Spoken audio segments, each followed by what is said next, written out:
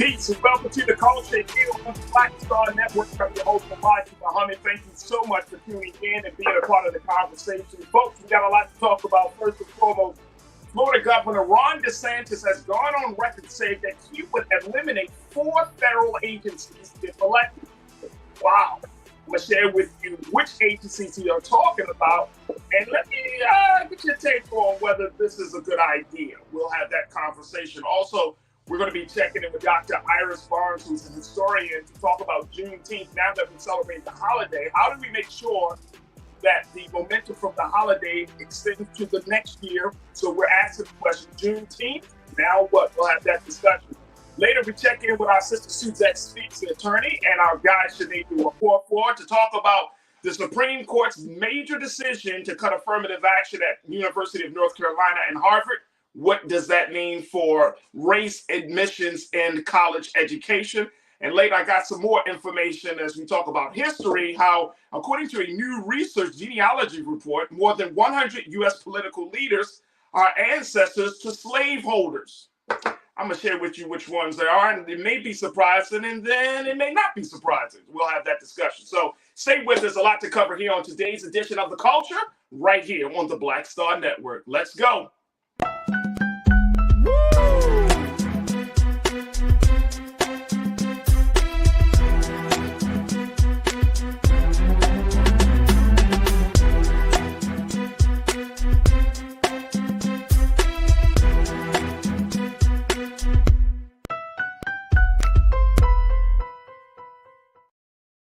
All right, folks, welcome to The Culture here on the Black Star Network. I'm your host, Farajii.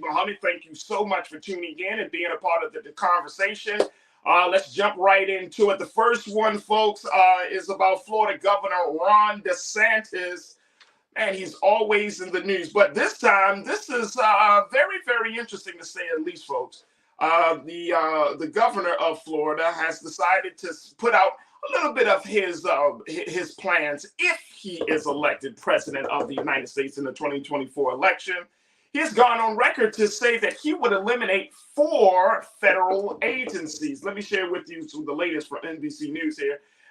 Florida Governor Ron DeSantis said yesterday that if he's elected president, he would seek to close 4 federal agencies as part of an effort to reduce the size of government. Now, he said, quote, "We would do education, we would do commerce, we would do energy, and we would do the IRS. Boom. He said this in an interview with Fox News' Martha McCallum when he was asked whether he favored closing any agency. He said, quote, "If Congress will work with me on doing that, we'll be able to reduce the size and scope of government." He added that if Congress won't go that far, he said, "I'm going to use those agencies to push back against woke ideology and against the leftism that we see creeping into all institutions of American life." He wants to eliminate 4 agencies: the Department of Education, the Commerce, Energy, and the IRS. Folks, have you ever heard a president or presidential candidate say that he would eliminate the Department of Education, Commerce, Energy, and the IRS? Are we at that place? Folks, crew, I want you to join me into this conversation as we're streaming live on YouTube. Just look under Roland Martin's page on YouTube. Join the discussion, and I would love to get your take on this because this is mind-blowing. Checking in with all my culture crew. Big shout out to everybody there. I see my man Damon Blissett, my brother Lori Parks. I see you, Willie. Good to talk to you, Willie Frazier. I see my sister Tiana. I see Corinna. All of y'all are checking in. You don't like my music? Good to hear from you. This is great.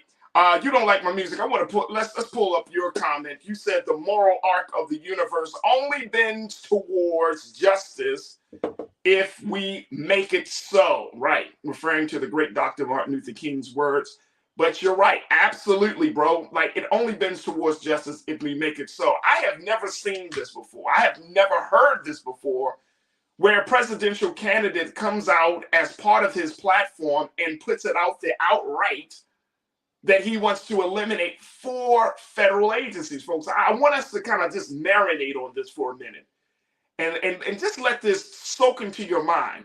The Department of Education, we already know his war with education. We saw it in the state of Florida. We already know what's happening there. But the Department of Education, okay, so he said, all right, if we can't eliminate it, he's going to use his power to turn it towards woke ideology. Okay. The Department of Commerce, really? Okay. Energy? Oh, we have an energy crisis in this country, and now you want to eliminate the department that handles energy and the IRS. Folks, y'all hear me? Look, I didn't make this up. We didn't make this up at all. This is what the man has said. And you know what? It's interesting because Liz Cheney was, who was a Republican, Liz Cheney, who was part of that January 6th committee. She's not a fan of Donald Trump or anyone that is in that space that the former president finds himself in, that on the fringes right there, right? But she came out and said it and recently that, in order for us to see this country turn around, she said Americans have to stop voting for idiots.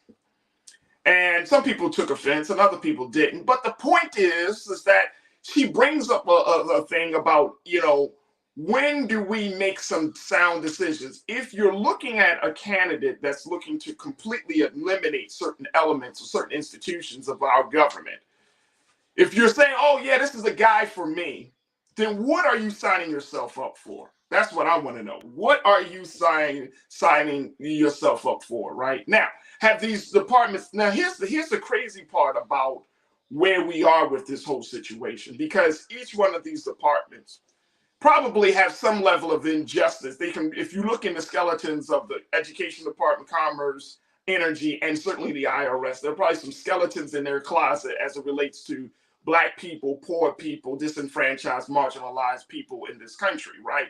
So they probably don't have a good track record. But it is interesting, the thing about this, that it puts Black folks and white Americans and all of us in a place where we're asking ourselves the question, like, is this candidate on the right track? Are the institutions on the right track? I mean, there is a lot of mirror facing that would have to happen in order for us to kind of process all that we're seeing right now. A presidential candidate who has come out to say he's going to eliminate 4 major agencies as part of his government, and if they don't get completely eliminated, that he would start to use his power to turn them against quote unquote woke ideology. What? All right, let me go to y'all, crew. Let me hear what y'all got to say. Corinna's been sounding the alarm about where we're going in America for these past few shows. So Corinna, I always appreciate you. But you said we are in a dangerous place. And if we continue to sleep, we will die. That's putting it lightly, Corinna. You said by we, quote unquote, I mean all of us collectively as a people. We need more soldiers in this fight. It's a war we are fighting. Absolutely. We are in a very dangerous place, folks. And going back to Liz Cheney, like, we have to make sure that it's not just the fact that we're quote unquote electing idiots. It's the simple fact that the American people are so, we're easily swayed to the point where we don't look at the full scope of a person, the full scope of their ideas, the full scope of their agenda. And we say, oh, I love this piece, I love that piece. Oh, they seem like a good person here. Or I can tell that they have a good background, or they have a good moral fortitude, or whatever the case may be. Whatever metric that you use to determine whether a candidate is the right candidate for you and for your family, whatever metric that you use, now we're in a point where you really have to double check, recheck, evaluate, assess. You got to do it all in order to make the right decision. Because if a candidate that you're choosing is that's going to be put into office, and you're like, oh yeah, they stand for economic empowerment, but they are terrible in other aspects of the American people, for the interests of the American people, then guess what? We are in for a rude awakening. So I am right there with you, Corinna. We are in a very dangerous place. And let me just add this caveat, Corinna. We're in a very dangerous time. It's not just a place. Also, we're certainly in a dangerous place, but we're in a very dangerous time where we can't play around or take for granted where the time that we're living in. And there is a way to handle all of this. There has to be. There is a way to handle all of this. Good point. Nicole, my sister, you checked in. You said, I know he wants to close the IRS and education. I don't understand closing energy and whatever the other one was, commerce, energy and commerce. But aren't those things important too? I mean, for real, aren't they all important? With the energy crisis in this country, we're talking about fossil fuels, we're talking about fracking. Aren't this stuff energy? We're talking about gas prices. We're talking about, heating homes and cooling homes. And you're talking about solar energy, what many people say is the green economy. These things are important for the progress and the future of the country, right? I mean, that's the place that we find ourselves in. That's the place that we find ourselves in. So I just wanted to throw this out there.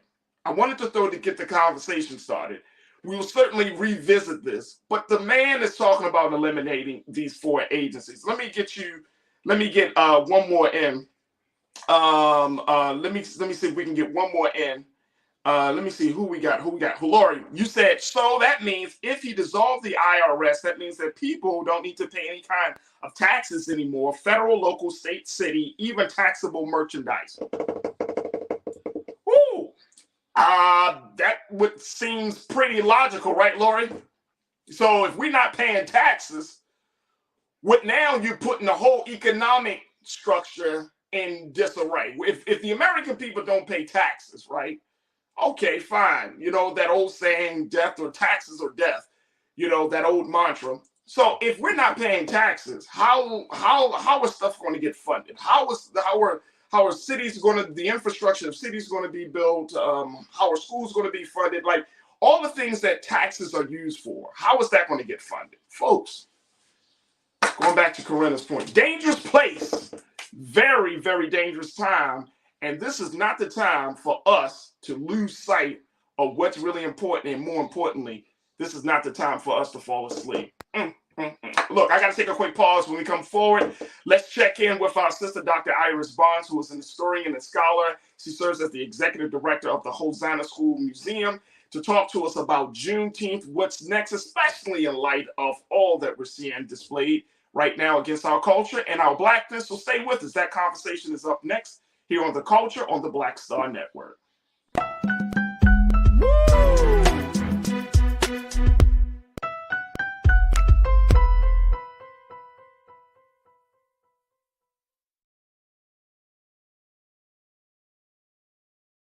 When you talk about blackness and what happens in black culture, we're about covering these things that matter to us, speaking to our issues and concerns. This is a genuine people-powered movement. There's a lot of stuff that we're not getting. You get it, and you spread the word. We wish to plead our own cause. Too long have others spoken for us. We cannot tell our own story if we can't pay for it. This is about covering us. Invest in black-owned media. Your dollars matter. We don't have to keep asking them to cover our stuff. So please support us in what we do, folks. We want to hit 2,000 people, $50 this month, raise $100,000. We're behind 100,000, so we want to hit that. Your money makes this possible. Check some money orders. Go to P.O. Box 57196, Washington, D.C. 20037-0196. The Cash App is $RM Unfiltered. PayPal is R Martin Unfiltered. Venmo is RM Unfiltered. Zelle is Roland@RolandSMartin.com.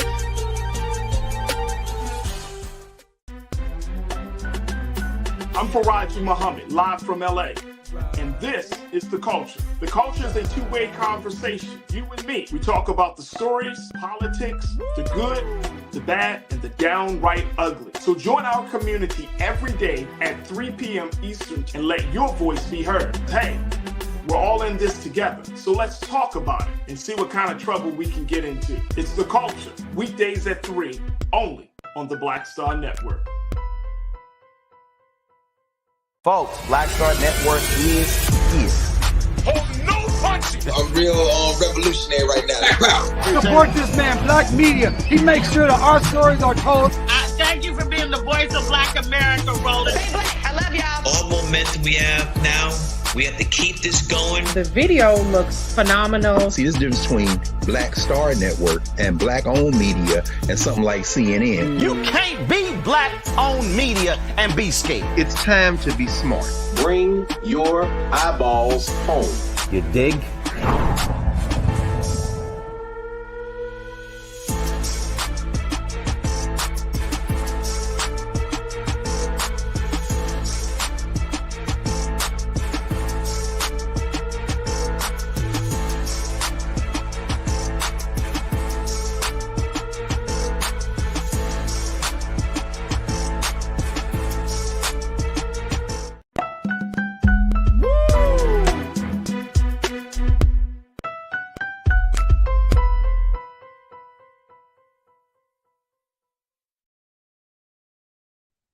All right, folks, welcome back to The Culture here on the Black Star Network. I'm your host, Farajii Muhammad. All right, let's switch gears a little bit as we talk a little bit about politics, putting that to the side for a minute. Let's talk a little bit about our history.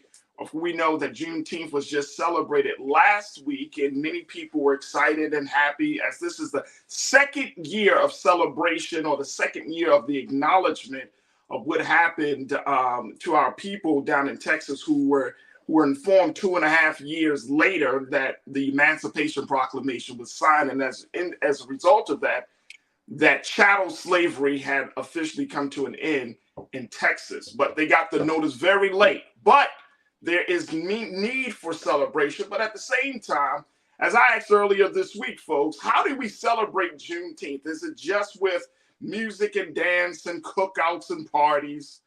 Or do we have a different approach to celebrating this major milestone in our history?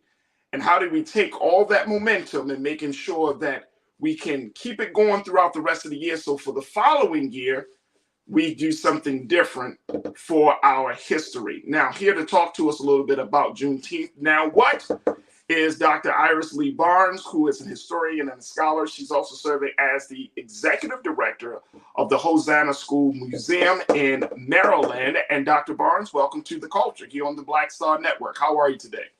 I am well, thank you. Thank you so much for inviting me. Absolutely, absolutely. First and foremost, we know that the Hosanna School had a major celebration for Juneteenth. First and foremost, give us some insight. What was that celebration and how did everything go, Dr. Barnes? Well, of course, we want to celebrate Juneteenth, but the way Hosanna approaches it, number one, you're coming out to our historic site. This is a place, a school that was built around 1867 and started and built by people who were formerly enslaved or had little or no education.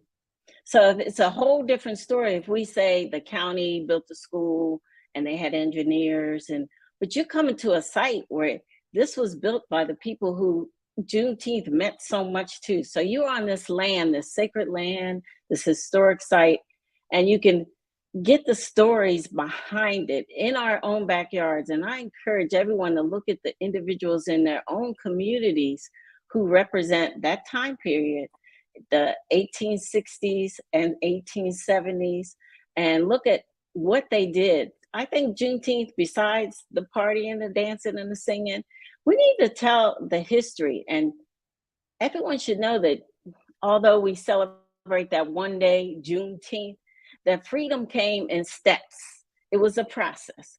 We call it a transition of freedom. You know, we know about the Emancipation Proclamation, January 1st, 1863, that freed the enslaved in the states in rebellion. That didn't impact Maryland, where I am, because Maryland maintained slavery until its Constitution of 1864, November 1864, so almost 2 years later. And then some people say the Civil War is when everybody was free. Well, that was April, and then we have Juneteenth. But we got to look beyond that even, because there were other systems in place such that were forced labor camps, forced labor processes that were legalized, such as apprenticeships, or even our prison system today. But if we look at even sharecropping, where another system of exploitation. So exploitation, forced labor camps or plantations continued. And so we need to look at that process and even look at today and how it resonates today, what our communities look like, what our systems look like, who has what jobs, the laws. If we don't understand the obstacles that African Americans were faced with, and then they are able to achieve, say, build a school when they're faced with schools getting burned down, churches getting burned down because the former slaveholders don't want them to get an education because they understand the transformative power of education. I hope our young people are listening. The transformative power of education. And so the churches understand, even, they understood that education was a primary source of gaining citizenship, the steps towards advancement. But Right. They knew that they had a lot to face. So I think Juneteenth is a time to begin telling those stories and our resilience and our brilliance and what we did to overcome those obstacles. Because that's where the stories really are, our strength, the strength of the human spirit. And just, we did some things, y'all. Well, we did some things. And Dr. Barnes, I'm glad that you laid that out. I mean, exactly. We definitely did some things. My concern is that, in the modern day culture, that in the same time that our history is under attack, that something gets lost. Either our culture, our history becomes commercialized in one extreme, or people don't want to mention it at all on the other end of the extreme, right? And so I think for Black America in particular, that it's our responsibility to ensure and to preserve those stories, that narrative, to pass on to our children, so that way they can have a better sense of things. But it's becoming harder and harder. I mean, the enemy of our rise, Dr. Barnes, is working. He, she, and they are working to make sure that we stay asleep on not just on the historical things, but we stay asleep from getting empowered by history to keep that flame, to keep the torch going and to move it into the future. And that's the great concerns that I have. Well, at the same time, there's that anti-Black history movement or the anti-woke movement.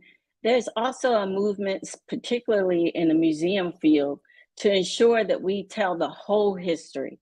As we look at Sally Hemings and Jefferson, those stories are coming out. We look at the universities and they're telling their stories of the role of African Americans in building those institutions and our role in business, the 1619 Project. So there's a movement, a counter movement to that. And I want to put my money on us, that we're going to get those stories out. We're going to get into the schools or get the students out to us and teach those stories. And I think it's vital that in all communities across the country that we teach the stories in our own backyard so that they could see it, so they can get out to those places and see it and touch it and experience it. And, I think that's vitally important that we do that. So you mentioned a couple of things, and one of our culture crew members, Jacqueline, she put it out there. She said, Jacqueline Jackson, she said, Juneteenth should not be a celebration.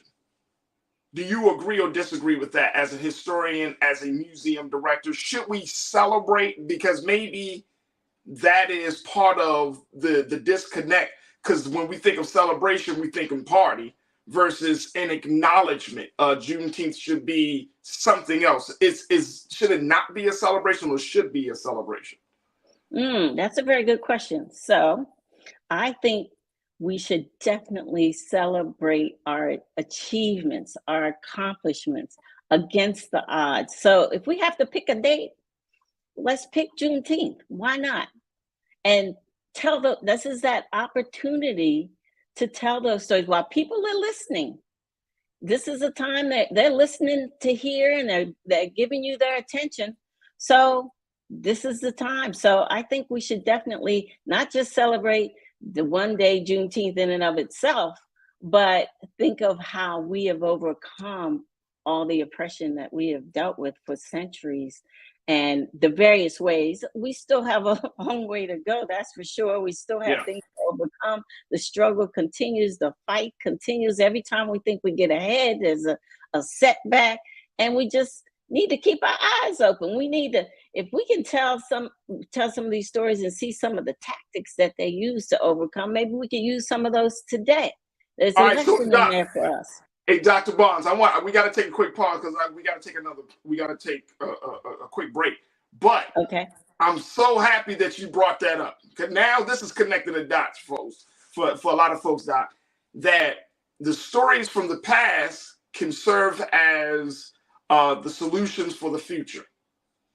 If we know how to read history, if we know how to learn from history, that really our freedom, our justice, our equality, our liberation, our future is coming from the struggles of our people in the past. And I think that's the part, Dr. Barnes, that I want us to connect the dots to on the other side of this pause. Because if we don't use those stories to empower, it's just become stories. It's just become like fairy tales and folklore.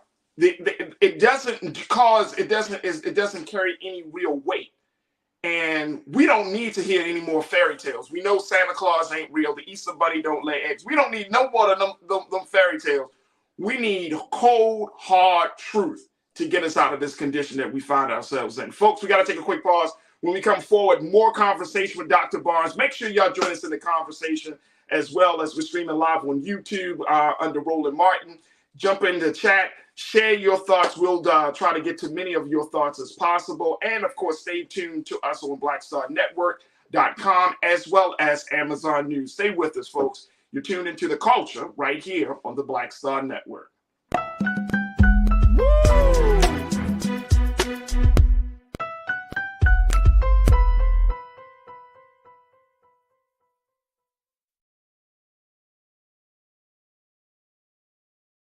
Hatred on the streets, a horrific scene, a white nationalist rally that descended into deadly violence. White people are losing their damn minds. As an angry pro-Trump mob storms the U.S. Capitol, we're about to see the rise of what I call white minority resistance. We have seen white folks in this country who simply cannot tolerate black folks voting. I think what we're seeing is the inevitable result of violent denial. This is part of American history. Every time that people of color have made progress, whether real or symbolic, there has been what Carol Anderson at Emory University calls white rage as a backlash. This is the rise of the Proud Boys and the Boogaloo Boys. America, there's going to be more of this. Here's all the Proud Boys, guys. This country is getting increasingly racist in its behaviors and its attitudes because of the fear of white people. The fear that they're taking our jobs, they're taking our resources, they're taking our women. This is white fear.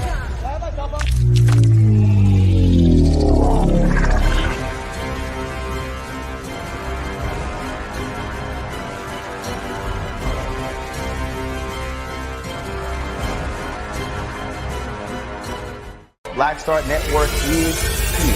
Oh, no punch! I'm real revolutionary right now. Thank you for being the voice of Black America. All momentum we have now, we have to keep this going. The video looks phenomenal. See, this difference between Black Star Network and black-owned media and something like CNN. You can't be black-owned media and be scared. It's time to be smart. Bring your eyeballs home. You dig?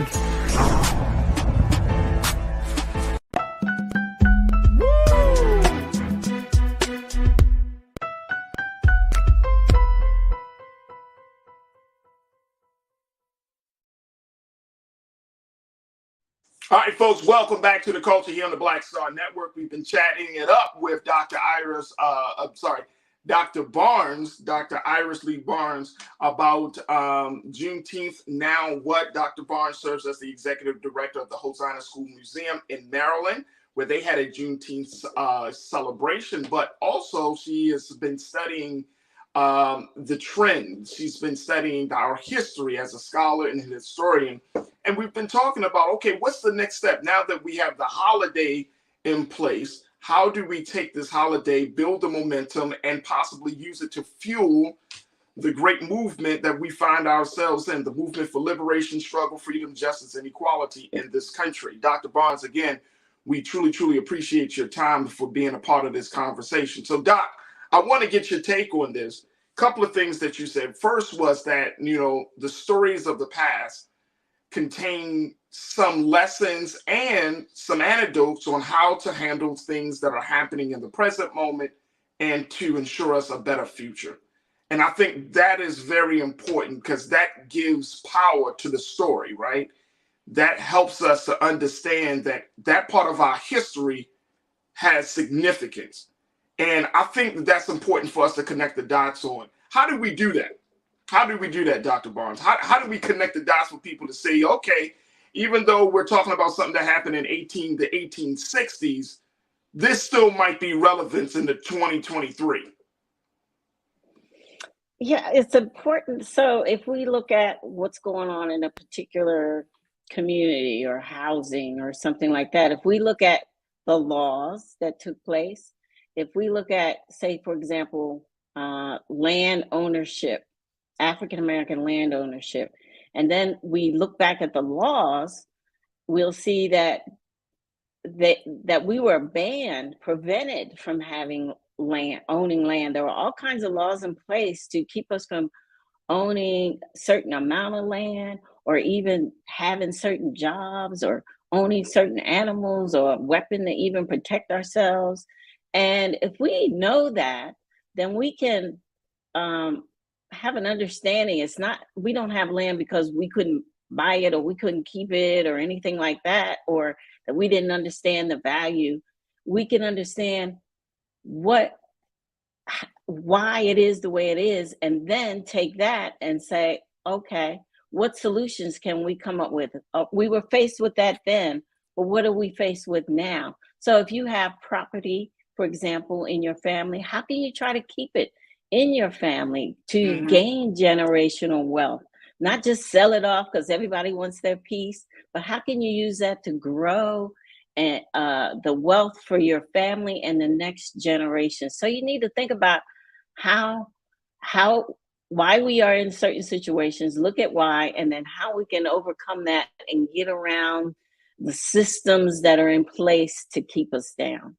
Let me ask you this question, Dr. Barnes. This might be a crazy question, but do you think Black folks in this country right now in this moment, and Black people, and I'm talking about in mass, right? Do you think we are ready to take on the necessary steps to learn from history, to use it, to chart a different path for ourselves, to chart a different path for our destiny?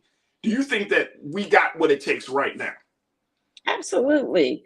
I wouldn't put any restrictions on what we can do and cannot do. That's what everyone else did to us. But we know what we can do. These stories will tell us. We think sometimes we have it bad. We have a bad situation. Somebody didn't let us do this or do that. Look at some of these stories, what people overcame and what they accomplished with so many more barriers in the way. So are we ready?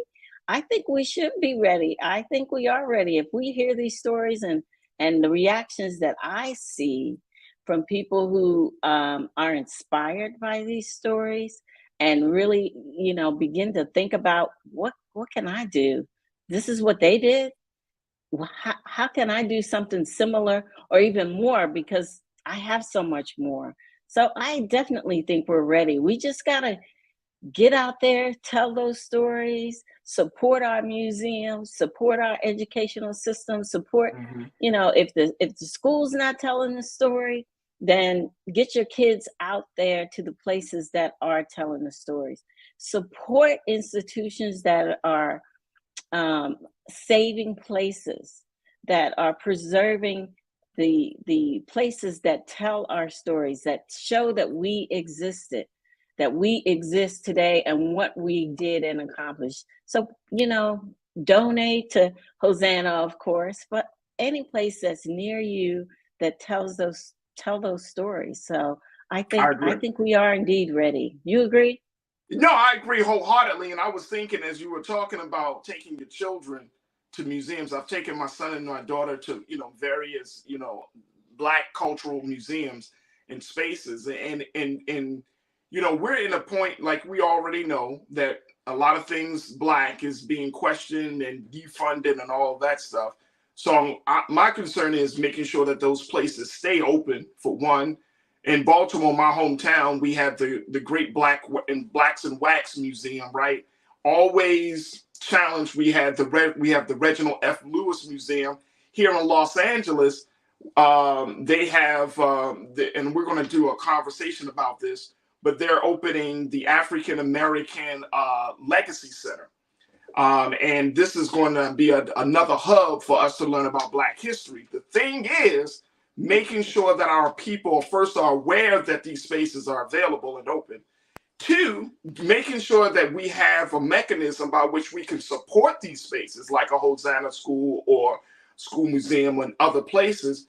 Because if we rely on government, if we rely on nonprofit organizations and other funders, these places won't be around for the next 15 to 20 years. They may not be around because of the climate in the country. So it's like, at this point, it's like all signs, Dr. Barnes, are leading to one direction.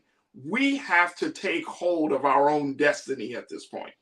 And that's the concern. There's another point that you made that I want to get you to kind of go a little bit deeper into, which is when you said freedom comes in steps. And I think that's a very, very interesting, fascinating, and yet powerful statement, because I think there's this expectation that freedom is supposed to happen overnight, that if we were to organize today, that we would be free tomorrow. And when I think about what happened in the summer of 2020, everybody calls it the racial reckoning. And it's not a reckoning, because it's not like anything has really changed after the killing of George Floyd. But people have expected that, okay, if we do a summer of protests, things should change. Companies should start to check us out and invest in us, and then schools would get better. But freedom comes in steps. So how do we make sure that we temper the expectation, but then at the same time empower people to be in this struggle for the long haul? So everyone has a sphere of influence. You have your community, you have different organizations around you. So how can you either volunteer? How can you either support them financially? And it's going to take us, as you mentioned, it is definitely going to take us to support them. And our allies. We can't do it alone. Because we don't have all the resources, but the resources we have, we can channel. And resources mean human and financial resources. Right. And that's going to make the difference. How we decide to rebuild and where we had success, and then maybe we had a setback, but how can we, using new strategies, rebuild? How can we teach our children various aspects of financial management or history or all of this to make a difference so that we can continue to grow in our freedom?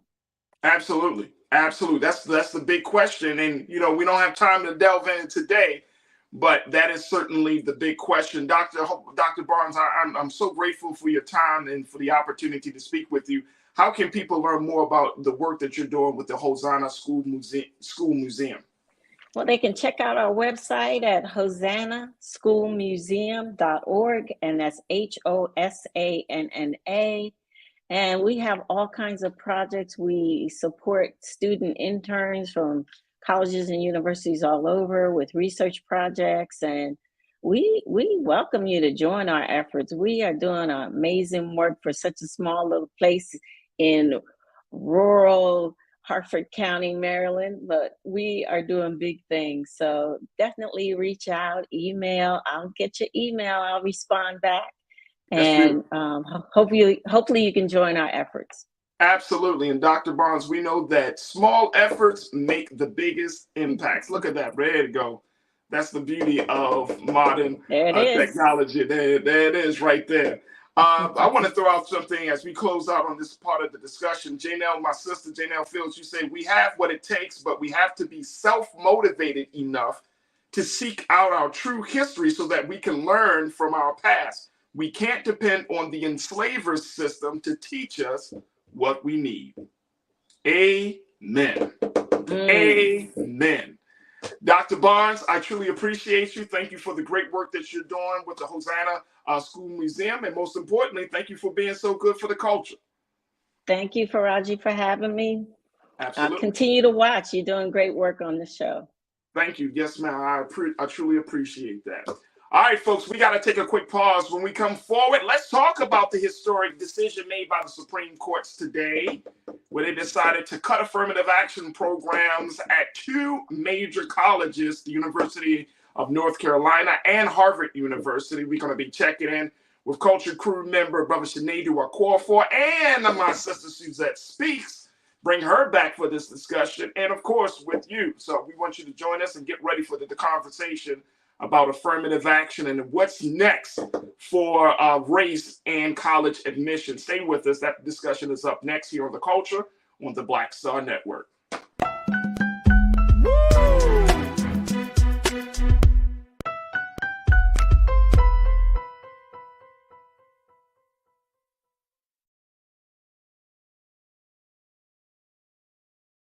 Folks, Black Star Network is here. Oh, no punches! I'm real revolutionary right now. Support this man, Black Media. He makes sure that our stories are told. Thank you for being the voice of Black America, Roland. Stay black. I love y'all. All momentum we have now, we have to keep this going. The video looks phenomenal. See, there's a difference between Black Star Network and black-owned media and something like CNN. You can't be black-owned media and be scared. It's time to be smart. Bring your eyeballs home. You dig?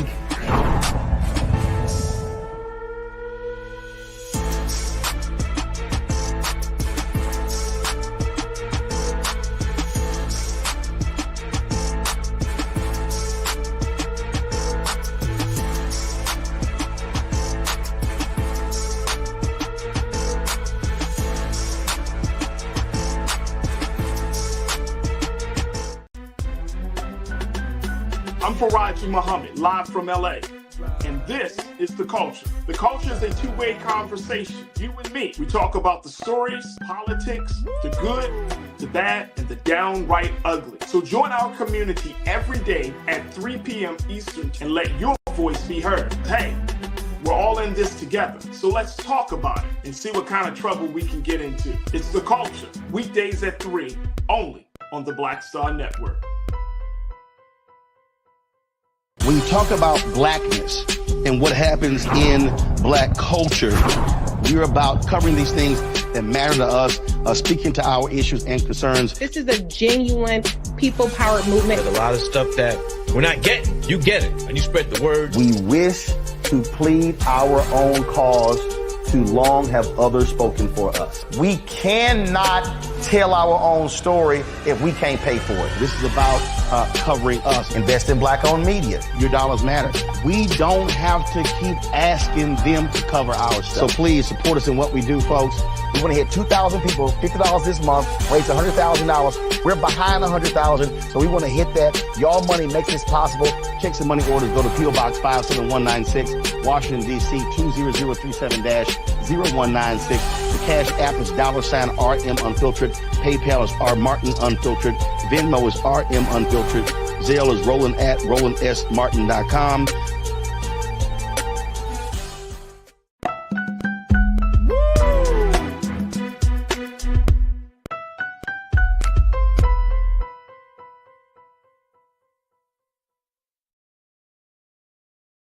All right, folks, welcome to The Culture here on the Black Star Network. Welcome to the second hour. I'm your host, Farajii Muhammad. Thank you so much for tuning in and being a part of the conversation. Folks, we had two dynamic discussions about everything from Ron DeSantis in the first hour, wanting to cut 4 federal agencies, to just finishing our conversation with historian, scholar, and museum director, Dr. Iris Barnes, about Juneteenth Now What. So definitely check out the replay, be a part of Team Replay. Check us out on blackstarnetwork.com and make sure you check out the replay on Amazon News. All right, folks. Now, the big culture convo for today is about the Supreme Court, how they have delivered another major decision where some people says it is putting Black people in back another 50 years. This decision is about striking against affirmative action programs in college admissions, the consideration of race for college admissions. And this is a case that involves UNC, the University of North Carolina, and Harvard University. And this strike has been reverberating all around the country today, leaving many people to ask, well, what do you make of race when it comes down to college admissions? And so today we wanted to have this big culture convo. So happy to be joined by my brother Shinedu Wakofor, who is a diversity, equity, inclusion specialist, and my sister Suzette Speaks that you see here on Wednesdays. But I had to bring Suzette back because we just talked about the Supreme Court delivering another conversation yesterday about what's going on with the federal elections, and we're waiting on my guy Shinedu. But I want to bring Suzette on and have this part of the discussion with her about what's going on with SCOTUS. So Suzette, welcome back. What a difference a day makes for Farajii. Yo, my brother. I'm just sweating. I'm so saddened by this outcome. It's unbelievable. So here we are. No, so what just happened over the past 24 hours has made me feel like bipolar. I was like, ah! It was a high yesterday, but we're here. It was. So now we're at this point where SCOTUS is like, affirmative action. No. Now, this is coming for, now we know SCOTUS, and I'm saying SCOTUS, Supreme Court of the United States, for those who are familiar with the term. But we know that this is a highly conservative court, highly conservative set of justices on the bench right now. But this case, this situation, how significant do you think this situation is? It just as big as what SCOTUS decided upon when it comes down to abortion, or is it even bigger?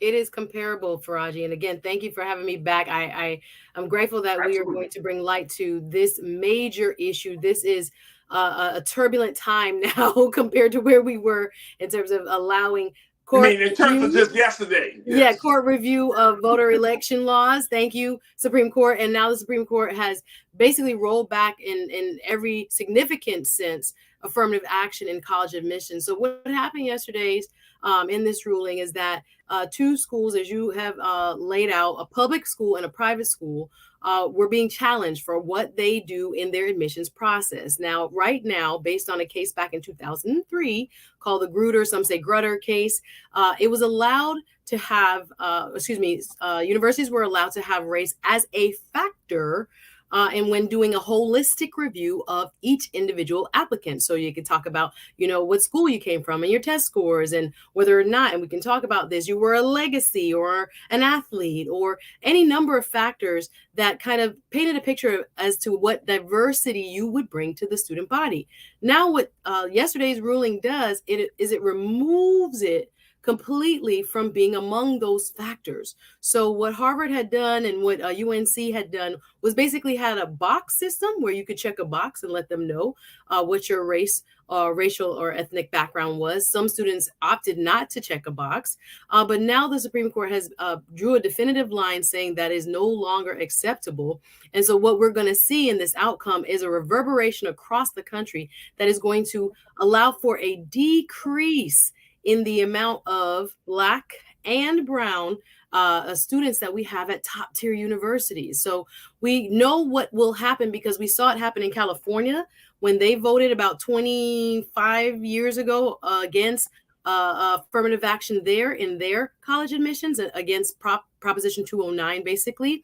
So we have data now. It's been more than 2 decades. So we know what the rest of the country might start to look like when something like this is rolled back. And again, the plaintiffs in this case, I think it was very skillful. This has been an ongoing fight by some lawyers who, you know, are right-wing aligned, who made it their mission to see this rolled back, but they were so skillful in using Asian students. Basically, we saw a minority group pitted against other minorities to say, Harvard, you were basically capping Asian admittals and admissions to about 20%. It never really went above that until maybe a year ago when they knew this lawsuit was being brought. So they used a plaintiff now that, unlike in previous cases where a white person never made this argument successfully, now we had a minority group basically making a claim that other minority groups were unfairly advantaged over them, and therefore this system is unfair under the 14th Amendment. So that's what the Supreme Court found. So let's talk about this, the Equal Protection Clause that is a huge part of this case. Chief Justice John Roberts, when he wrote the opinion for the conservative majority, he said that Harvard and University of North Carolina admissions programs violated the Equal Protection Clause because they failed to offer, quote unquote, measurable objectives to justify the use of race. He said the programs involved racial stereotyping and had no specific endpoint. But he said this, he said both programs lack sufficiently focused and measurable objectives warranting the use of race, unavoidably employ race in a negative manner, involves racial stereotyping, and lack meaningful endpoints. We have never permitted admissions programs to work in that way, and we will not do so today.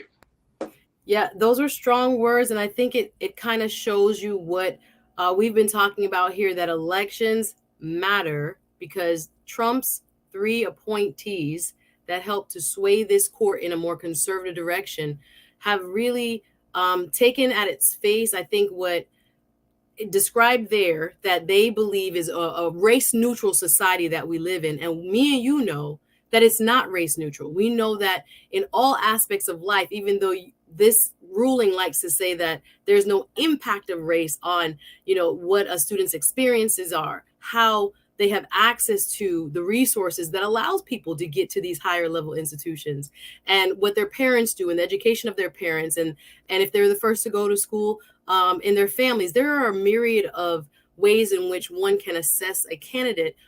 The argument made before was that it benefits all of the student body for there to be a diverse student body of students. But here the court is rejecting that, saying that under the 14th Amendment, as you mentioned, that the Equal Protection Clause, meaning that people should be treated equally under the law no matter what. And we had to fight and use the Equal Protection Clause to get Black kids into these schools in the first place. But it's kind of been used in a reverse. Now, magically, we don't have the same level of need for diversity.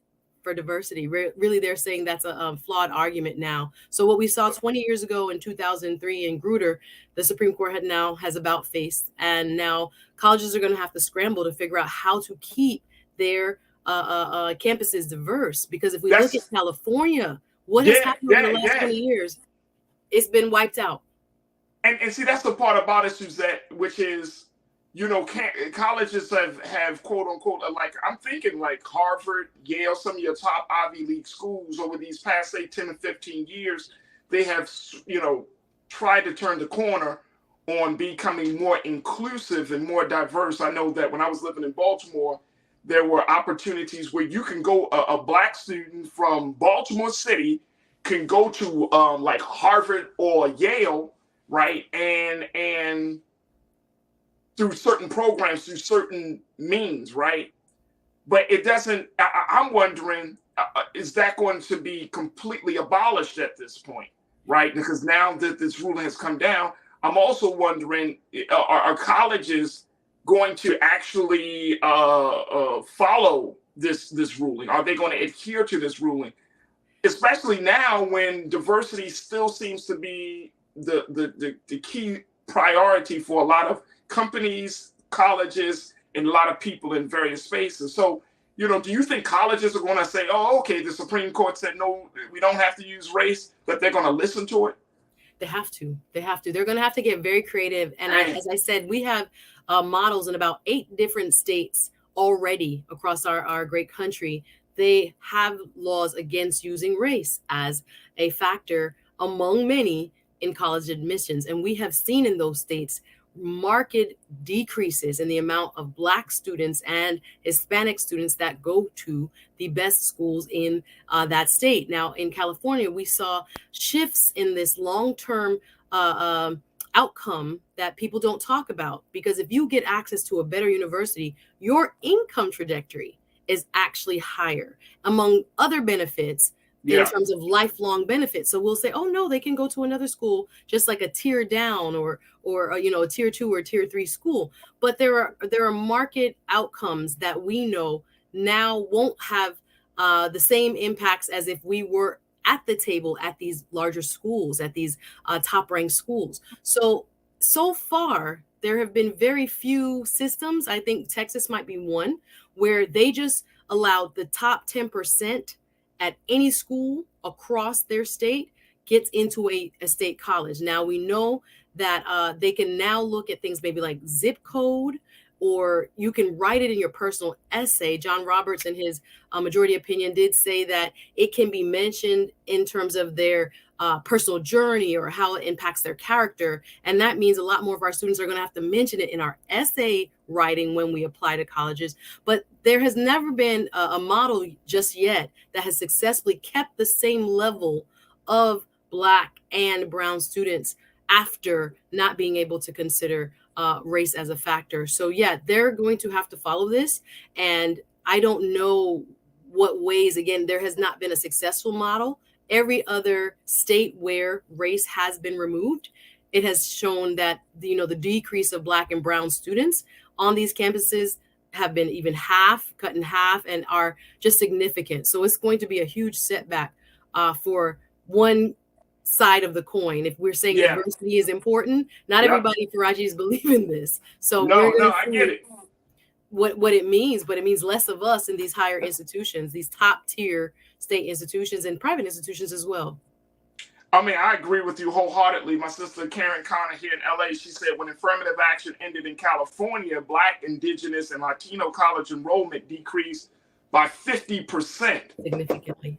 So we're starting to see, we're going to see some blowback from this. Folks, I got to take another quick pause. When we come back, more conversation with Suzette Speaks, our attorney and TV host, as we talk about this historic decision coming out of the Supreme Court of the United States, where they have decided to rule against affirmative action programs at UNC, the University of North Carolina, and at Harvard, setting a new precedent of college admissions, setting a new precedent about diversity and race, and setting a new precedent about access. So I want to get your take on this, Cruz. Share your thoughts on our YouTube page under Roland Martin as we're streaming live right there. And continue to stay tuned to us here on the Black Star Network and on Amazon News, right here to the culture here on the Black Star Network.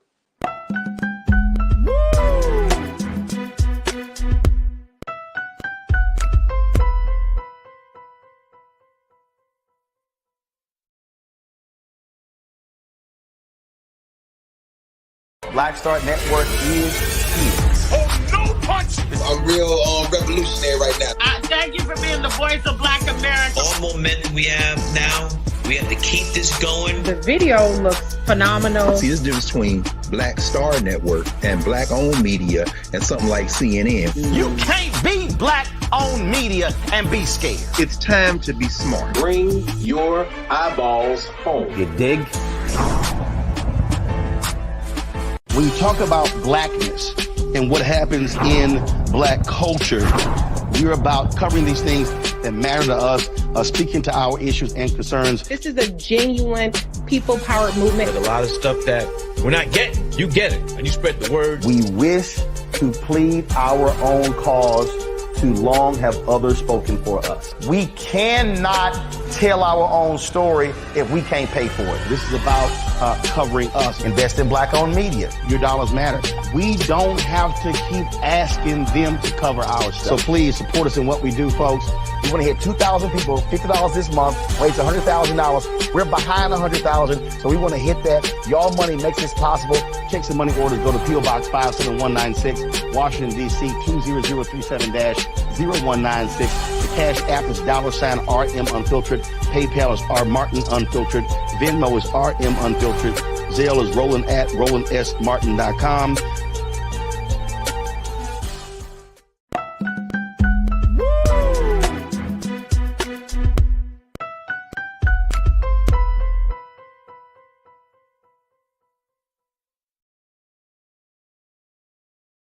All right, folks, welcome back to the show. We've been talking for our big culture convo today about that major Supreme Court decision that has striked against affirmative action programs at two major colleges, the University of North Carolina and Harvard University, a move that many say will push diversity, the movement for diversity back, a move that many people are concerned about as it relates to Black and brown students and getting access to quality education.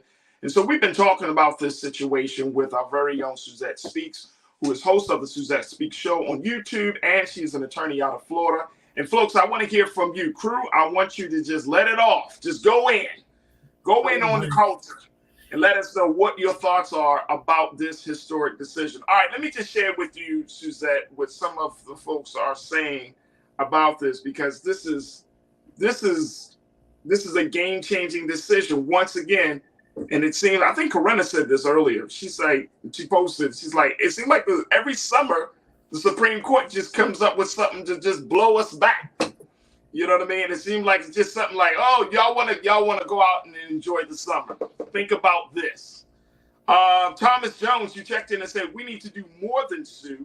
We shouldn't allow it, and stop once and for all. We lose battles like this because the unity isn't strong enough. I think all our opinions are stronger on this show. Yeah, I mean, our opinions are strong, but here's the thing, and this is part of my, to Thomas's point, this is part of my challenge. I'm gonna use that word, Suzette. Challenge. Because we are well informed on this platform, on your platform, on this show and other shows. There are shows out there, but I'm still concerned that it's not a major thing. Like, if you are in the know, and if you keep up with politics, if you work in social justice spaces, you know what I mean? But if you are just a Black person that's just going to work, living your life, and you hear about this, and you're like, damn. And that's it. It's like, damn. Not understanding that this is like an announcement for warfare. This is a battle cry. So that's always been my concern. It's like, are we really pissed off enough to be able to say, you know what, let's do like Thomas said, let's not go through the same channels that we've gone through and just settle it inside some courtroom. Like, are we going to be on the front lines? Like, I don't happen, and crew, y'all tell me this, and Suzette, let me know if you see like this in Florida or someplace else. Are there major protests planned for this? Sir. Like when the Supreme Court decision came down for abortion, I think it was the same damn day. They was in the street. Started crowding around the Supreme Court in Washington, D.C. Absolutely. I wish we had a shot of D.C. right now. I wonder who's standing in front of the Supreme Court in D.C. right now. Are people really upset about this? We got the Twitter fingers now. We have a lot going on social media. The buzz is hot on social media right now. And I think people are shocked, and some people don't even know really the long-term implications that we're talking about. Again, Roland Martin himself talks about we have 3, 4, 5, 10-year plans, and they're thinking in 20 and 30 and 50-year plans. We exclude Black students from Harvard, for example, at half the number they're there now. It's going to be a crazier world. When we talked about yesterday, drilling down on, we need more Black attorneys, more social justice warriors, if you will. And shout out to Ben Crump and others like himself, because he just was added to the naming of St. Thomas University Law School here in Miami. And with the objective of creating more attorneys like himself, he has said. So when we're thinking about the long-term ramifications of this, I agree with you. It seems to wash over, and we have whiplash and another thing. But when the late John Lewis talked about, the fight not being over, as we kind of expounded on during our conversation yesterday, there's so many different approaches that we have to take. We cannot be asleep. Yes, we must vote, baseline. But when it comes to fighting and bringing cases forward, this was a strategy. Thank you, forefather Thurgood Marshall. He used the same 14th Amendment to defend why we were second class in education across this country for the first couple hundred years. So the idea behind what is being argued now that, diversity is important, but this is discriminatory basically to other minorities is really threading the needle, because again, we have groups being pitted against each other in such a way that whitewashes basically what the outcome will be. You had the plaintiff here, an Asian American student who came across and said, now everything is equal. But we know that race is not we putting race out there as the most important factor. We know, we live it, that it is a burden that is placed on us. We just want to live in the United States and have equal opportunity. But we know that there is ground that we have to recover from, because Clarence Thomas's parents couldn't vote. Clarence Thomas's grandparents couldn't have gone to Yale. He wouldn't sit in a Yale classroom had it not been for affirmative action. I know about it, and I know he'll say it was a blemish on him that people don't think of him as having the merits to have sat there. But it was real because there were racist admissions policies prior to this that kept the door closed. Now it can be kind of like an open. We're only looking at certain factors. And I know it sounds great in practice, but I know the outcomes is not the intent, it's the net effect. Oh, we're going to have colorblind admissions, but it's really not. They know who is coming from what zip code. They know whose family is a legacy. They know who donated to the college. They know who's, sports inclined. There are other ways in which people get the benefit that we no longer will have. So I don't want. Go ahead, sir. No, I was just thinking about that because you're raising excellent points, and it made me think about the fact that you really, from a legal perspective, can you really create laws to speak to systemic racism? You see what I'm saying? Like affirmative action is rooted in this idea that Black people, brown people have been disenfranchised by the educational system of this country for so long that it's a way for this country to kind of level the playing field, right, in education. But I'm wondering, from a legal perspective, how do you address that problem? Well, if you can't force people through law and you're waiting on people's good benevolence, you know what I'm saying, their values and their morals to kick in, but it can't be instituted or legislated. It can't be instituted in law. It can't be legislated in policy. Like, that may never happen. So is that realistic for us to expect something like that to happen? Well, I would say that, and just in doing my research on where this background in affirmative action came from, the argument made in this case was a diversity argument, that schools had a significant interest in diversifying the student body. They weren't making, for example, with the voting rights and the case in terms of gerrymandering that we just talked about yesterday, they weren't making an argument in terms of the long-term disenfranchisement of a disaffected minority. They were making an argument. I listened to some of the opening arguments from Harvard, and I thought, this is not a good argument. Like, they were doing it based on the diversity interests.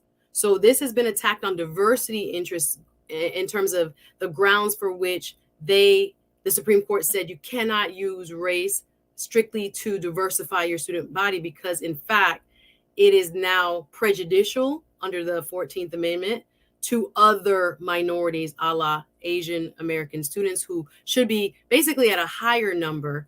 And they are saying that their seats are now being set aside, if you will, or the weight given to race is allowing for other people that their test scores or their, GPA would supersede their ability to have a seat.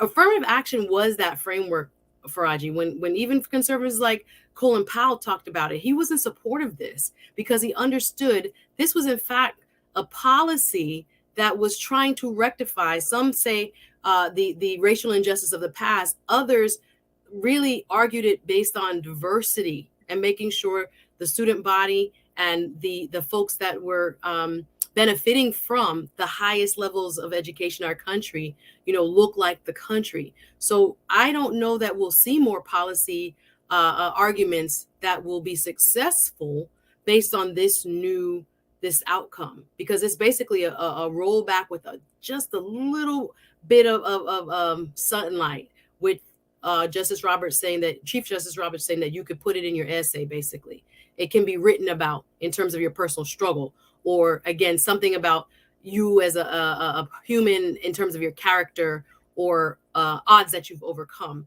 but it cannot be blatantly or outrightly used as a factor. So I don't know that we'll see policy in the opposite direction with this Supreme Court anytime soon. Well, it's interesting because at the same time that Chief Justice Roberts said, and this is coming from the news report from NBC, that he did not explicitly say that the former precedents were overruled.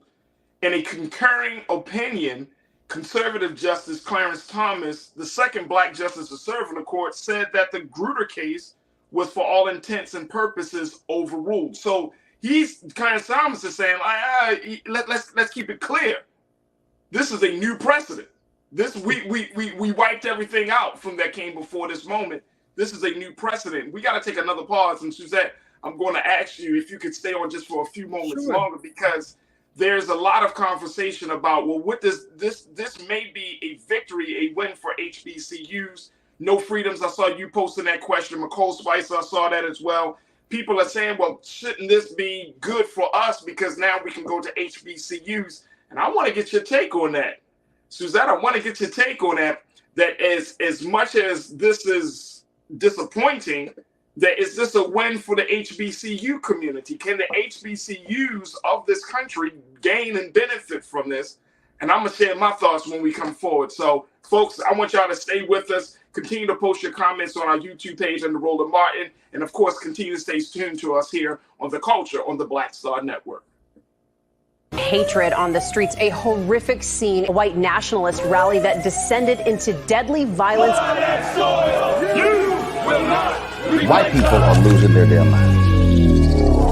As an angry pro-Trump mob storms the U.S. Capitol, we're about to see the rise of what I call white minority resistance. We have seen white folks in this country who simply cannot tolerate Black folks voting. I think what we're seeing is the inevitable result of violent denial. This is part of American history. Every time that people of color have made progress, whether real or symbolic, there has been what Carol Anderson at Emory University calls white rage as a backlash. This is the rise of the Proud Boys and the Boogaloo Boys. America, there's going to be more of this. Here's all the Proud Boys, guys. This country is getting increasingly racist in its behaviors and its attitudes because of the fear of white people. The fear that they're taking our jobs, they're taking our resources, they're taking our women. This is white fear.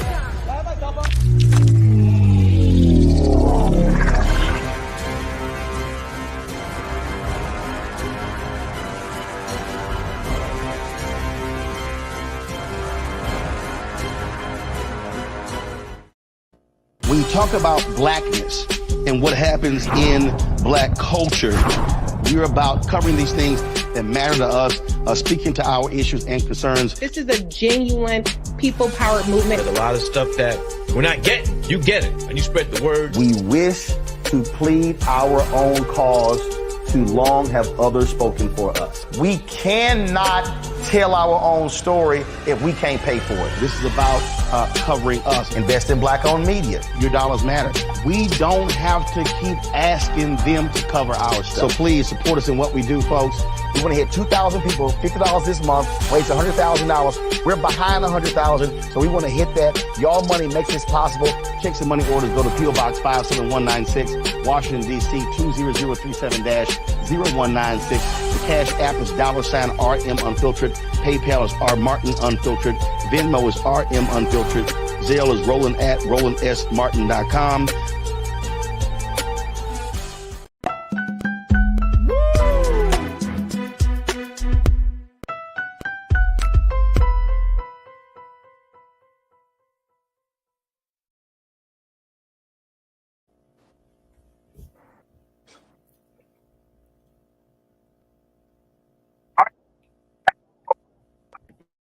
in talking about the historic Supreme Court decision that was just made today, where the Supreme Court has ruled against affirmative action programs at the University of North Carolina and Harvard University, as they are pushing forward to create an admissions environment where the environment is colorblind and don't see race as a factor. This has created a lot of concern from both the legal side and the social justice side.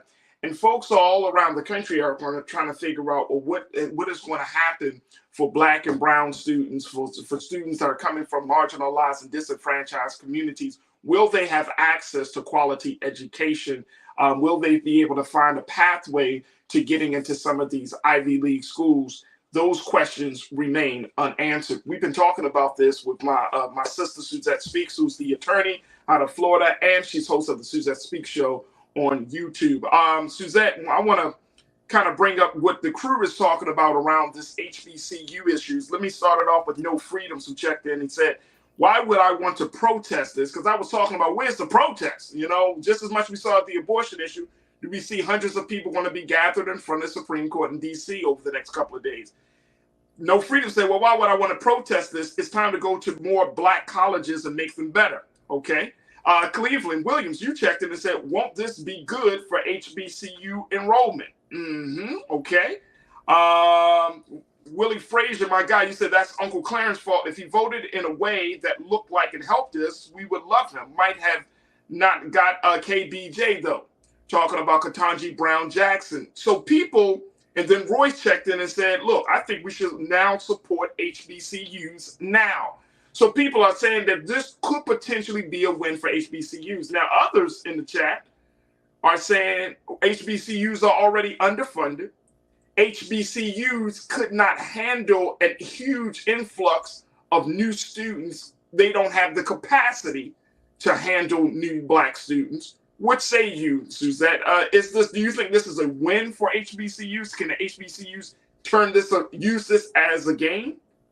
I think the word win is relative, because I'm looking at the example, as I mentioned, in California over the last 2 decades as to what the admissions look like at the top schools. And really what the research is showing is that students that once, for example, went to UC Berkeley, which is the very creme de la creme school, now Black students instead were at the next level school, maybe a UC, Davis. And those students who were now admitted to the UC Davis first try were now more likely to go to UC Santa Cruz. So there was like a scaling down for Black students as to where they were eligible to attend. So I think my rationale would be that if that is a natural progression as to what a so-called colorblind admissions would yield, therefore HBCUs should see a bump, because there are students that would have qualified to be considered for admissions at a PWI, predominantly white institution, that may no longer, depending on the tier they're trying to enter into, may no longer be able to go there. So I think as a result, we probably will see that byproduct of more students landing at HBCUs, depending on their GPA, depending on their grades and their other factors outside of scholastics, their personal story, etc. Is that considered a win? Again, is very relative, because I do think there are students that will miss certain opportunities. And hear me out. There is, to me, people always talk about college for, the degree. There are jobs all across the United States that you have to have a 4-year degree to get, even though the job don't have nothing to do with the degree you got. But we have this culture where, again, to get in the door, you need a 4-year degree, you need a, graduate degree. As I've been reading about what happened in California, when students were kind of scaled down to other schools, they were less likely to graduate. They were less likely to go to grad school. There were other residual effects that also occurred, not just in the kind of, if you will, scaling down of their level of access to admissions. So once we get students in the HBCU system, which we'll probably see a bump in, my concern is, will they be graduating and will they have access to the best opportunities once they leave? So I think the ruling actually has other residual effects, not just in education, because could we be looking at affirmative action, if you will, and diversity programs as being vulnerable in, for example, hiring for the federal government, or if in our economic based affirmative action, set asides, if you will, or other plans where we're looking at race as a factor, whether it be in government contracting and other places. I'm wondering if this is going to be the slippery slope we're on. So back to your question about HBCUs, I think it can be a win, but to me, one of the reasons why we got to think about why we go to college and what college is, why people try to get to the best college they can get into. What college buys you is a network. We think about the school and the education the school offers, but the network you have access to is not the same network that you get to, at Harvard versus, fill in the blank. And those people end up being the folks that have what we call that institutional knowledge about how the system really works and access to power and, friends who let friends run for office and fund friends campaign. We will be in a different, maybe not less, but a different bracket. And I don't know if that's going to be good, because we know where the leadership of our country comes from. All the Supreme Courts come from Ivy Leagues, like all this. You get what I'm saying? Like I get you. Very few come from, PWIs that are state schools, right? Very few will have the access to these halls of power. So I hear what we're saying in terms of our developing our base, right? In terms of the HBCU culture and getting more students in those schools, I think could be a good thing. But some of the benefits of why we go to college in the first place, I don't know if, once you go to different schools, your income is affected. Like the type of job you get oftentimes is an outcome of the school that you had access to. Oh, no. Hey, Suzanne. There's a lot mixed in there, Farajii. Yeah. Let me tell you, you hitting the nail on the head.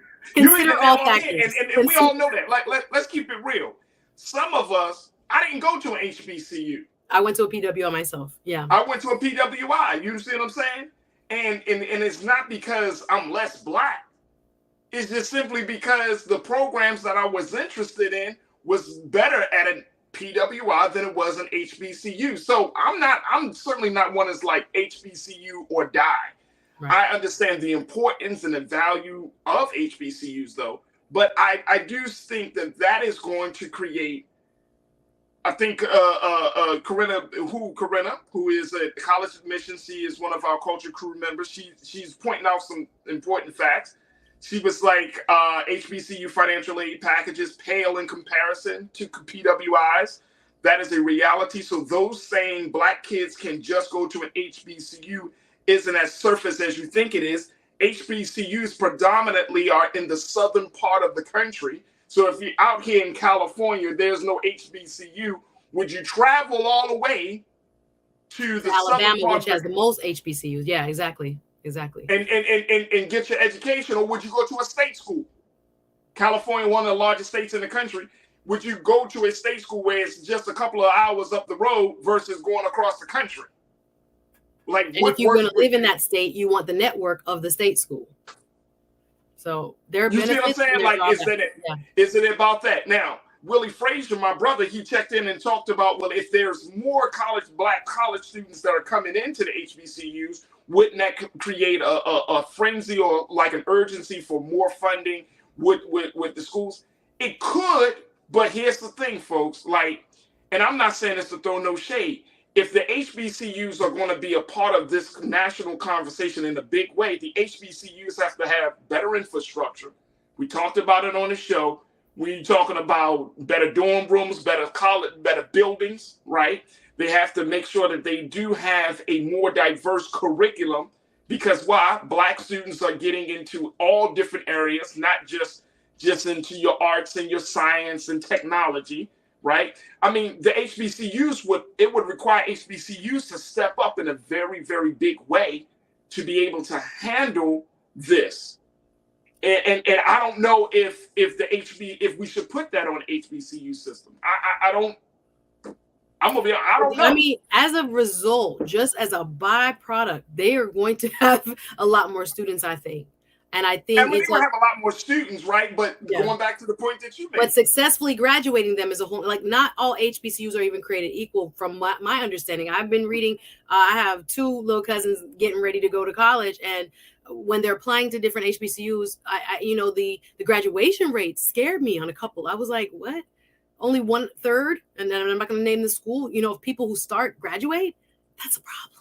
So we're not going to say all HBCUs are created equally. And I think there are problems at PWIs as well. So, I mean, there's equal opportunity to understand that no educational institution is, perfect. And with funding, we would see better infrastructure like you talked about. I'm like, kids don't not graduate in a vacuum. They need support. They need financial aid. They need, the guidance of, all levels, from the academic counselors to what's happening outside. I mean, we have students that, depending on what background they came from, maybe don't know how to maneuver through a college. That is in itself a big deal.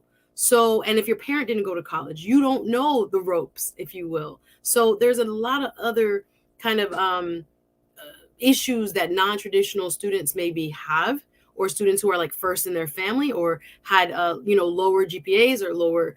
Not all Black students have lower anything, but I'm just saying in the discussion we're having now, for argument's sake, if they are struggling already or barely at a certain level, it's not the HBCU's fault necessarily, but we have used our HBCUs in this country as a catchment, really, for students that might not do well or don't have the aptitude with regards to what they received in high school to do as well at a regular PWI as they could. So I think we're going to have to really lean in terms of making our HBCUs what we want them to be, which is, again, very strong, well-funded institutions that support Black excellence. And I think they can do that, but it's going to be a lot more students. So we got to be prepared for that.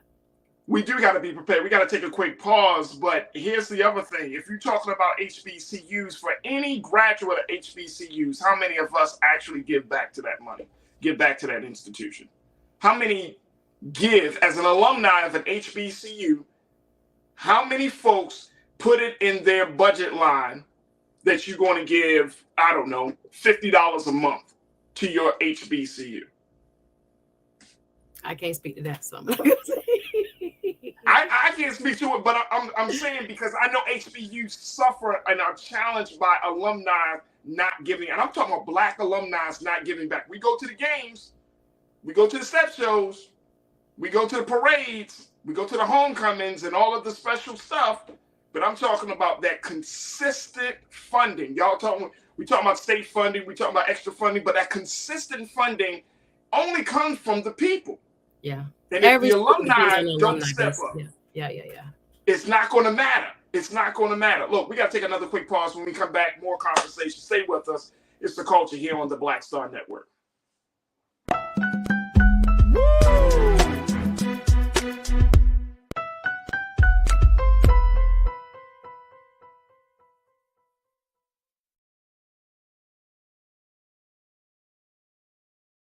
I'm Deborah Owens, America's Wealth Coach, and my new show, Get Wealthy, focuses on the things that your financial advisor and bank isn't telling you, but you absolutely need to know. So watch Get Wealthy on the Black Star Network.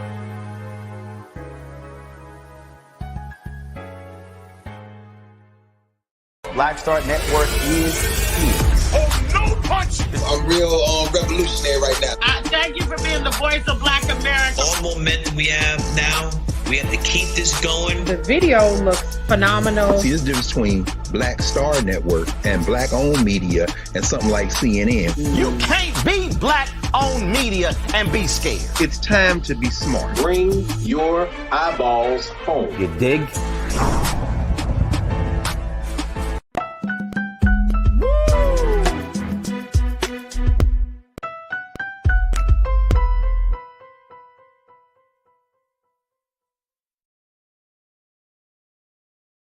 All right, folks, welcome back to the show. We've been talking about affirmative action and what does it look like for college admissions. Been chatting it up with my sister, Suzette Speaks, who's an attorney, and she's the host of the Suzette Speaks show on YouTube.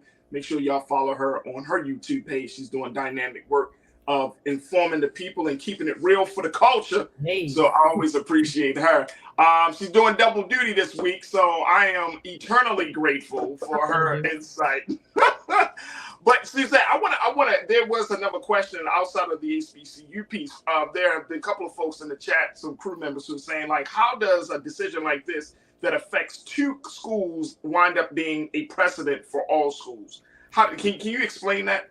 Yes, I sure can. And I see the comments too. HBCUs have wonderful networks. I'm not hating. Please let me be clear, because I know when I know my brothers and sisters who came from HBCUs, I know, especially like a Howard and other places, they look out. The FAMU people in Florida. But not all HBCUs are the same, Suzette. Exactly, but not everyone is created equally. And I also saw you can say Morgan and Howard and FAMU. I know, well-funded alumni base and all that. Everybody's not that. Let's just be real. So, and I hear you when you say they're expensive too. Many are private, and a lot of people won't be able to afford to go to HBCUs, especially if they're down south, like you said, and you're another part of the country. Moving there alone and the expense of staying there is going to be very difficult for a lot of people. So maybe they won't get the bump. I see those comments, and thank you for that feedback. But how this works in the United States when it comes to the Supreme Court is that when there is a judicial or justiciable issue, where there's a legal question, basically, that is being challenged up our court system. Now, it always has to start at the ground level, which is your bottom state court, right?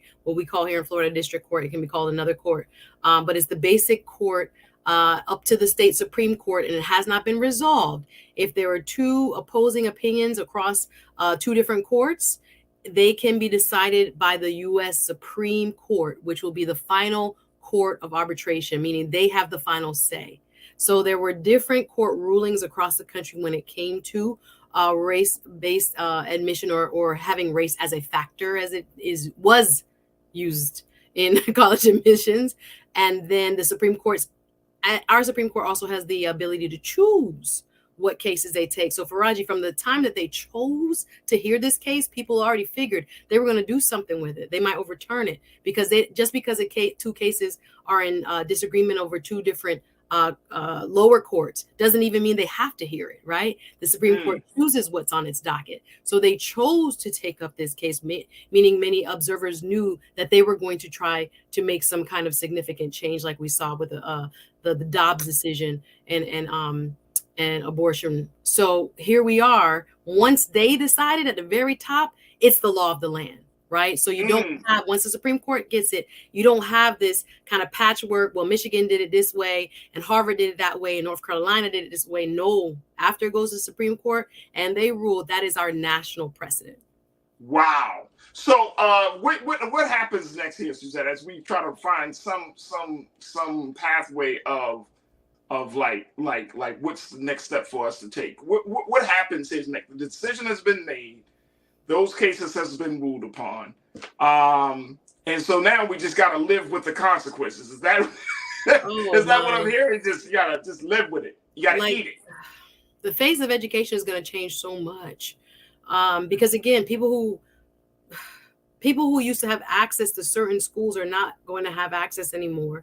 And again, the elite schools of our country are going to be less diverse. Only people from mostly families who've already been to college or have money or have access to what it takes in terms of a lifestyle for a person to be a happy and healthy, high school student so that they can be a great candidate to be a college student. So there are many factors that impact an individual, including race, as to why and how they score on tests and what kind of student they may be if given the opportunity.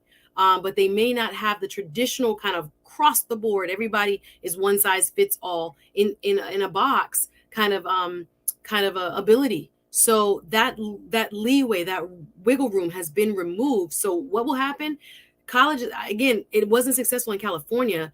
We've got to get very creative And I think the pressure now falls back on colleges and universities on how they are going to try to work around this. Again, they can ask other questions. Are you, the first person in your family to go to college? Do your parents have, college degrees or graduate degrees? There are other ways, again, your zip code, perhaps, because they know what schools, like in Texas, as I mentioned before, they have a top 10% period, no matter what the school. So they know in zip codes that are predominantly Black and brown, them 10% just, they get in just like every other 10%, no matter, where you are. So I don't know if they'll follow, maybe trying to use that model, or maybe there are creative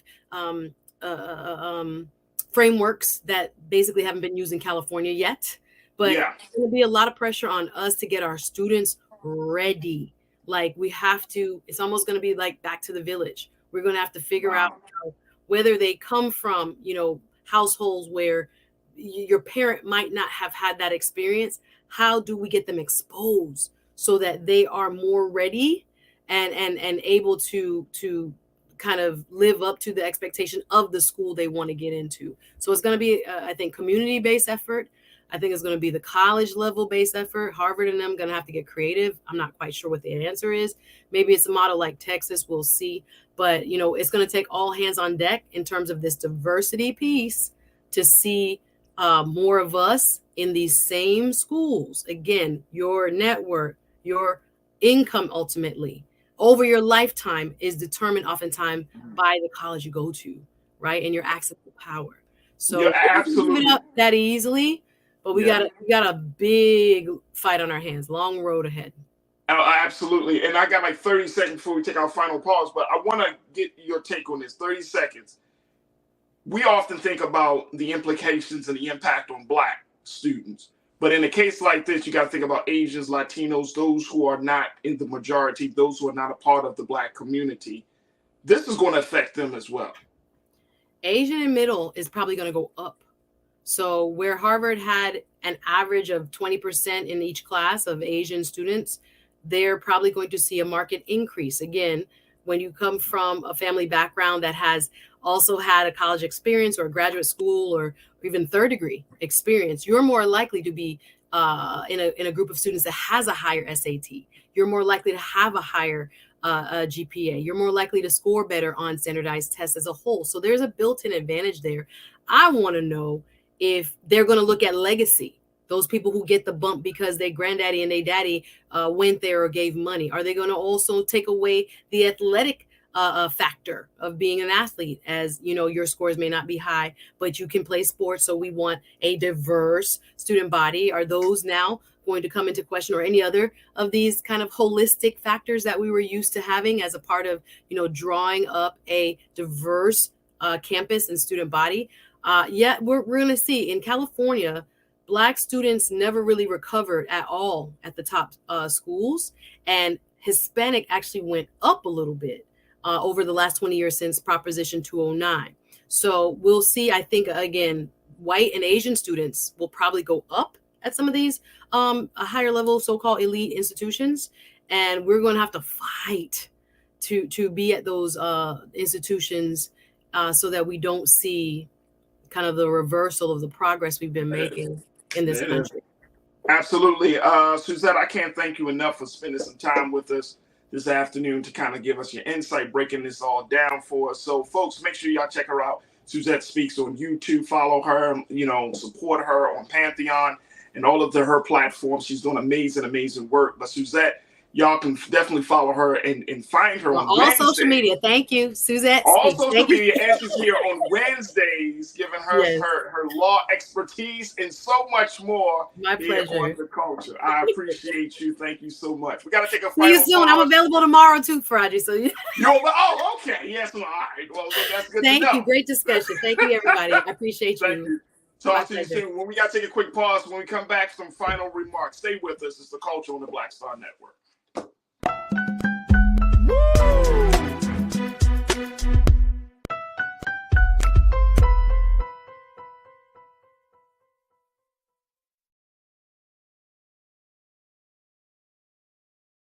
Black Star Network is here. Oh, no punch! I'm real revolutionary right now. Thank you for being the voice of Black America. All momentum we have now, We have to keep this going. The video looks phenomenal. See, this difference between Black Star Network and Black-owned media and something like CNN. You can't be Black-owned media and be scared. It's time to be smart. Bring your eyeballs home. You dig? When you talk about blackness and what happens in Black culture, we're about covering these things that matter to us, speaking to our issues and concerns. This is a genuine people-powered movement. But a lot of stuff that we're not getting, you get it, and you spread the word. We wish to plead our own cause. Too long have others spoken for us. We cannot tell our own story if we can't pay for it. This is about covering us. Invest in Black-owned media. Your dollars matter. We don't have to keep asking them to cover our stuff. So please support us in what we do, folks. We want to hit 2,000 people, $50 this month, raise $100,000. We're behind 100,000, so we want to hit that. Y'all money makes this possible. Checks and money orders go to P.O. Box 57196, Washington, D.C. 20037-0196. The Cash App is $RM Unfiltered. PayPal is R Martin Unfiltered. Venmo is RM Unfiltered. Zelle is roland@rolandsmartin.com.